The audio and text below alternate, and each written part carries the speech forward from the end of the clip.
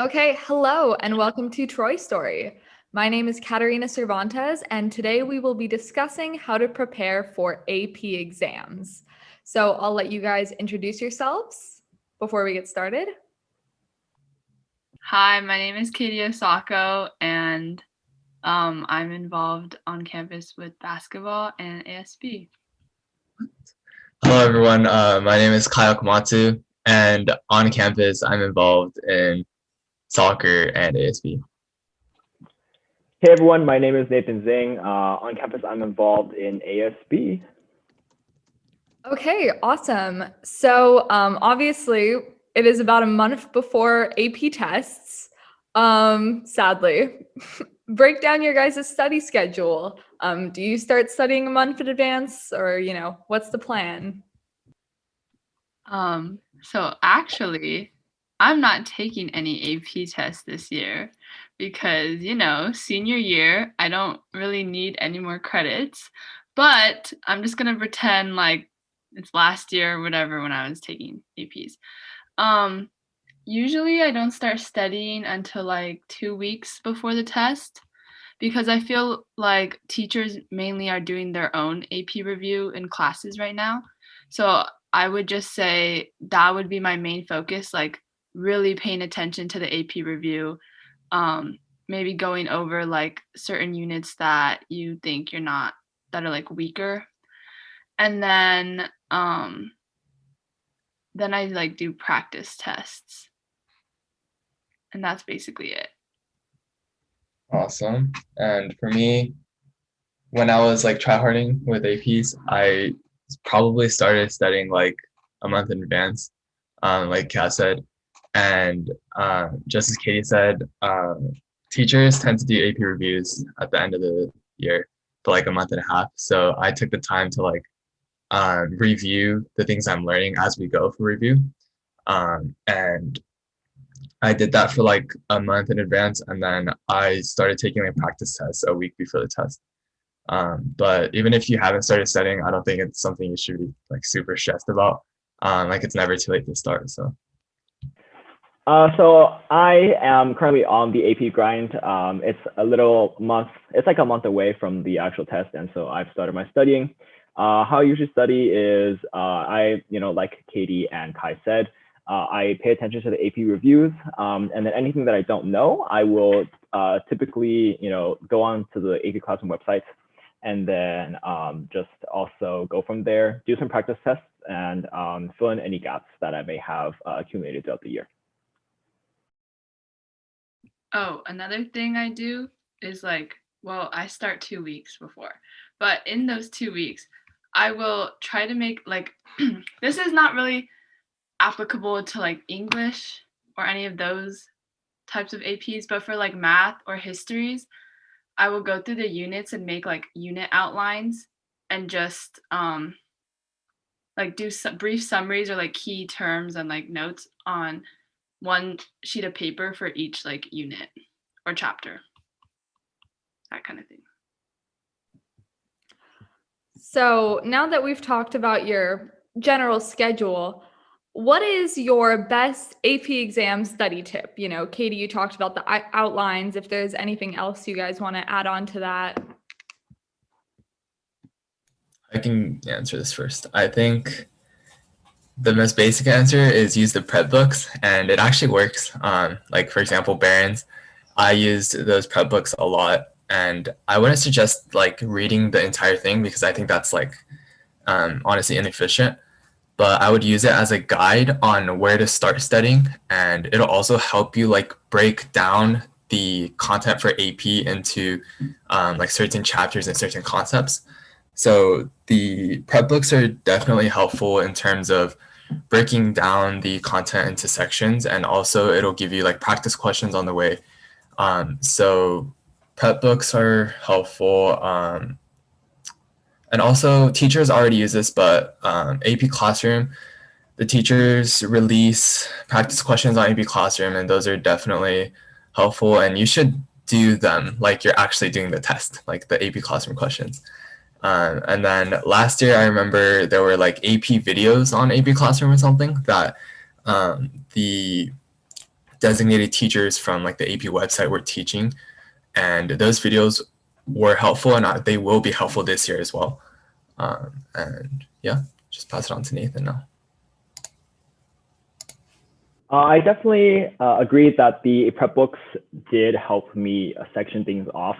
However, I felt that the prep books, sometimes it would be too, like, I wouldn't find motivation to actually read through them.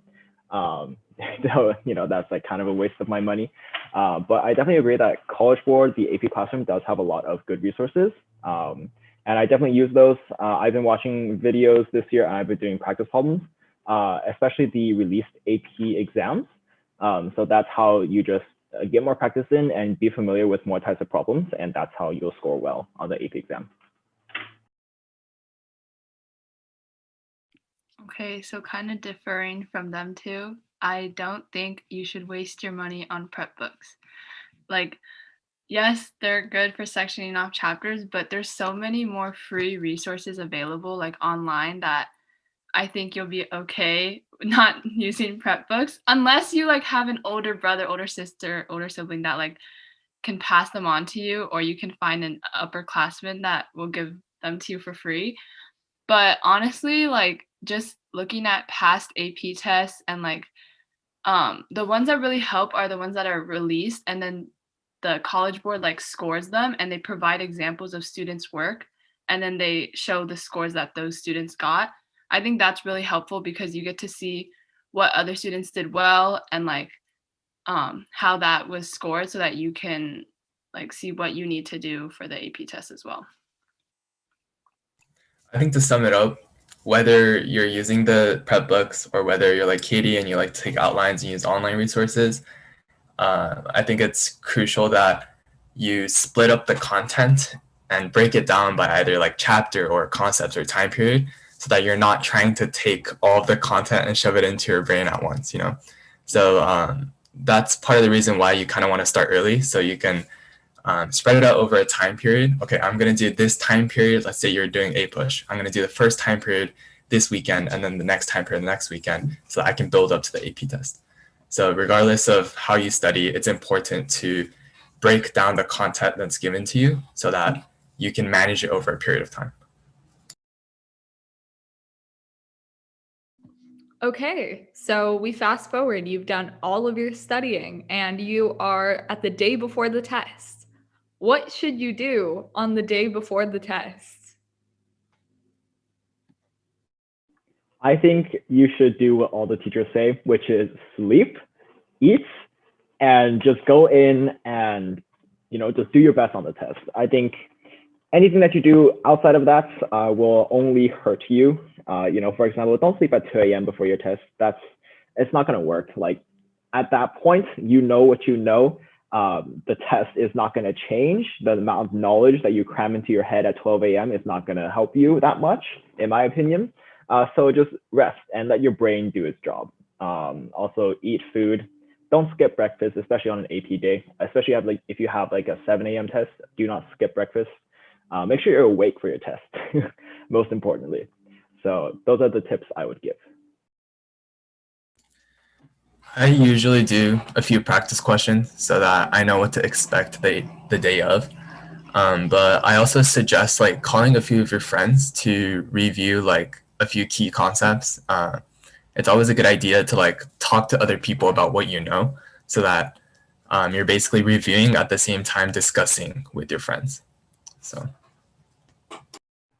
Sorry, I'm going to contradict that point. Actually, I do not suggest doing questions the day of the test because that's not going to really help you that much. Because what's the 5 questions that you do right before the test?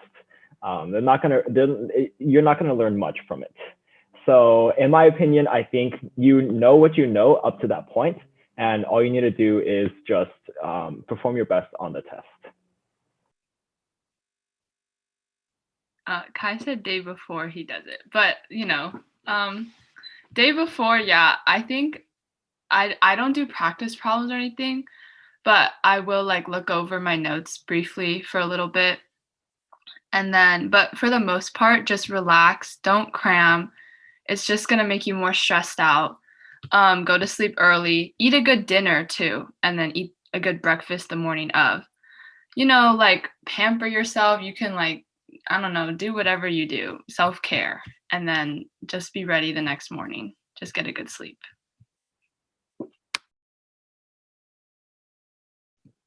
Okay, so if you go into the test well rested and everything you guys said, how do you overcome anxiety during the test or right before the test? How do you deal with it?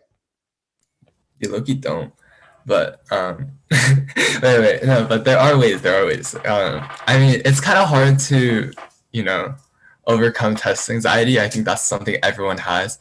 But I would suggest the day of, wake up a few hours before the test so that your brain is ready to go by the time the test starts. That's one thing I would do the day of. Another thing is I tend to like listen to music that I like while I'm waiting for the test to start so that I can keep my um, mind focused for the test. Typically, I will, the morning of the test, you won't see me like hanging out with my friends because I would be focusing on like myself and just kind of recollecting all the info that I learned over the past years. So I think definitely just to help with test anxiety, I would, kind of calm myself down and just focus on myself without, having a single regard for, everything that's going on around me, because everything going on around me is only going to distract me from the AP test. Okay, so this is kind of weird, but Mr. Gower taught me this sophomore year, and he said that you should, I don't know, he gave like 10 things to do every morning, but I don't do them every morning. But he said one of the things you should always do is make your bed, right? I don't make my bed any other day of the week or any other day of the year except for on days where I have a big test like coming up or whatever. And I will wake up early. Well, especially on APs, I'll wake up before the test. And then I literally do this, Kai. I literally make my bed but on days of like big tests because it makes you feel like calmer. It like relaxes you a little bit and it makes you feel like you've accomplished something in the day before you've taken your big test. And it honestly is so helpful. And then also, yes, I listen to music and just, remember that you've like prepared the whole school year for this and like you're gonna be okay. And it's just a test. Yeah, it kind of helps to like think about how little that one test will affect you like many years into the future. That always helps. Just thinking about how like trivial this AP test is in 20 years or 30 years. So, I mean, that's hard to do. I don't think that alone helps you overcome test anxiety. And it's okay to have test anxiety, honestly. Some people like perform better under pressure. So I think people have different ways to cope with it. But I'm pretty sure all of you guys would be fine. So. Okay. Well, I feel like this next question you guys somewhat touched on before, but just straightforward, does cramming work? No, that's it. No, it does not work. You're gonna lose a good 80% of the knowledge if you try and cram it all in. Reading through like the prep books, you're not going to retain much of the information that you read through. You have to actually apply it, and in order to apply the information, you have to have time. Without the time, you won't be able to actually see how well you'll do given like a AP test situation. So my answer is no, cramming does not work. I highly suggest you start at least a month in advance for studying for your AP test. I agree with Nathan. It usually doesn't work, but I think it's better than nothing. Like, if you find out your AP tests are tomorrow, I would cram it today. I mean, it's literally better than nothing. Like Nathan said, you might retain 20% of the information. But I guess shout out to Katarina because she's making this video a month in advance for you guys so that you guys know that your AP tests are coming up. So I hope you guys don't need to cram.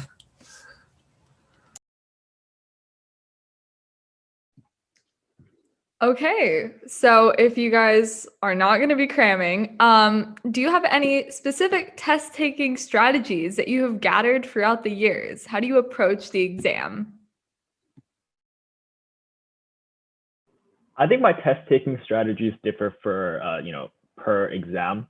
If let's say we're talking about the histories, I think that's the most common way to approach like an MC on the histories is to read the passage, kind of familiarize yourself with the time period in which the passage or image is referring to, and then kind of just like surround yourself in like the events that are currently happening in that time period. I think that'll give you context for your APMCs.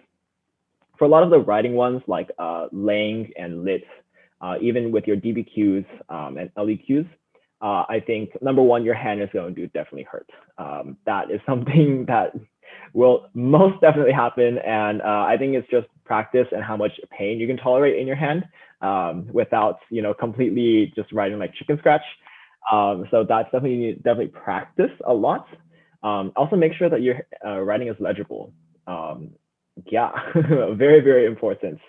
For those kinds of exams, I would honestly constantly give my hands a break because I'm constantly writing. But at the end of every single small essay, like for example, Lang has 3, Lit has 3. At the end of every single one, I would give my hands a break and I would like stretch them, if you will, a little bit so that I can continue writing. Yeah, those are some tips that I have. Nathan touched on this a little bit, but one tip that I have is when you read a question, especially for math, science, or history, I like to identify like what time period, what concept, what chapter it's testing you on. Especially for like short answer questions, sometimes it gives you an application question. And if you can't identify, oh, this is about centripetal force, for example, if it's physics. If you can't like identify that, it's going to be really hard to know where to start or know which equations to use. So it kind of bridges back to my idea of how it's important to retain the information by chapters or sections so that on the day of the test, when you read a question, you can identify, oh, it's from chapter 3. And then you know immediately what it's testing you on. And then now you know where to start. So that's my tip for you. Another tip is like when you're taking the multiple choice parts of any of the exams, if there's a question that you're unsure about, you literally have like no idea, just come back to it later. There's no reason to stress about one question when there's a ton of other ones that you can get right. I know for the online test this year, you can't do that. So I don't really know what to say to that one. Take the test in person. I don't really know. But and then also when you're writing, like for Lang or Lit, the essays, I'd start with the essay you're most comfortable with first, because you will do well on that. And then if you do run out of time, like the essays that you're kind of like you're less strong with, at least you'll have completed the one that you could have gotten the most points for. Yes. Okay, I think that your guys' tips were really helpful. Do you have any final thoughts or final tips that you have to say to anybody taking any AP exam, closing statements? Good luck, don't stress, and not everyone does as good as Nathan Zhang on AP tests, so you don't need to stress yourself out. Don't compare yourself to others, don't compare yourself to your friends. You prepare yourself and then perform as best as you can the day of, and you should be happy with whatever result you get. So yeah, good luck. Okay, that is a cap above my scores, but yeah, definitely. Good luck, best of luck. You guys will do perfectly fine on your exams. Like Kai said, don't make this a competition. It'll only hurt you if you make it a competition. Just breathe, go into the test feeling confident about what you know and how your teachers have prepared you. Yeah, best of luck. Yeah, basically just to sum it up, good luck, guys. Remember, this is just a learning experience. Like, it's literally just one test. It's not gonna matter, like Kai said, in 20 years. But you guys are gonna do great, and yeah, just don't stress too much. Okay, well, thank you guys so much for talking about this. Thank you for joining me today and discussing. Good luck to everybody on their AP exams. Good luck to you guys. That's it for this episode. Thank you guys for joining us and listening. Thank you. Thank you. Thank you.